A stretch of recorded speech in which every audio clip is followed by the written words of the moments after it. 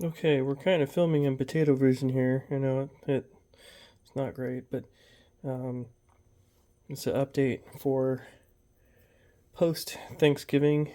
Now that we're all out of our turkey comas, um, we got the driver board done, and the driver board has a feature in it with this relay, which is going to basically disconnect relays 1 through 3 once relay 4 is selected.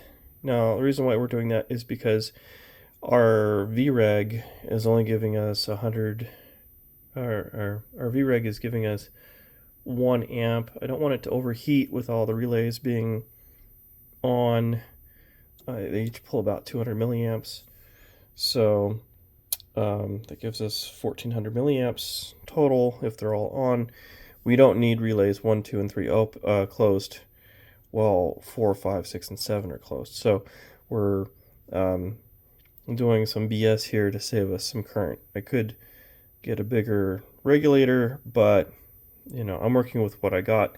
So we're working around that. Anyway, so this is 12 volts, and if we activate, we got our lights working. We had some trouble with this too because we had some leaky transistors. Oh, I got shocked there. We had some leaky transistors, which was a bitch. So even something as basic as this can be a trouble when you're trying to diagnose and troubleshoot if you've got parts that you reuse and throw back into your bin. This is a good example of only using new parts whenever you're working on something, because you don't necessarily have hours and hours and hours to troubleshoot. You may need to get something done right away, and you don't have time to waste on troubleshooting something that should work. Something as simple as a 2 transistor driver should never be an issue for an engineer. This is a ridiculous waste of time. Just buy the new parts, put the new parts in. We had some solder bridges, that's unavoidable, but you can get around that if you do a continuity check before you try and power on the board.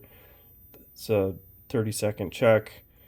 Make sure that the 2 pads are completely isolated.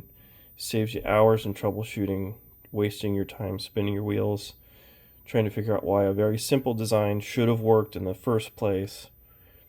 Simple design should always work in the first place. You should never have a problem with simple design, but we make assumptions that everything's simple and straightforward, and we often overlook things as simple as solder bridging. But it'll get you every time. So we've got power board, we've got driver board, control board, relay driver board, and then the last board is going to be the comparator board for the relay ranges. And I would have crammed all of this into one board, but as you can see, I was kind of running out of space here. And I'm not using CAD for any of this, I'm just doing it by hand. Makes things harder, but I can turn a board fairly quickly. I can turn a board in a day or two, whereas it would take a day or two just in the CAD. So we're making inroads here. Eventually, I think this will all be compiled into one board, maybe 2. I hope it's compact. We'll see. I don't know what's going to happen, so we'll wait and see what happens. Testing is going to stop for the moment because I don't have the comparator board, so I cannot give full control range to the pass transistor at the moment. We're disconnected right now from P out. It's P out here. So we're completely disconnected. Feedback is still connected, but we're we are shut down until we get that comparator board built. And we're working on the layout right now. It's going to take some time. The holiday is over. I'm out of time. I have other things to do. And I need 2 more days vacation, but that's not happening. So that's it for now. And we will probably have the comparator board in the next video. And it probably won't be working, with my luck. So that's it for right now. Happy holidays, and hope to see you on the next video.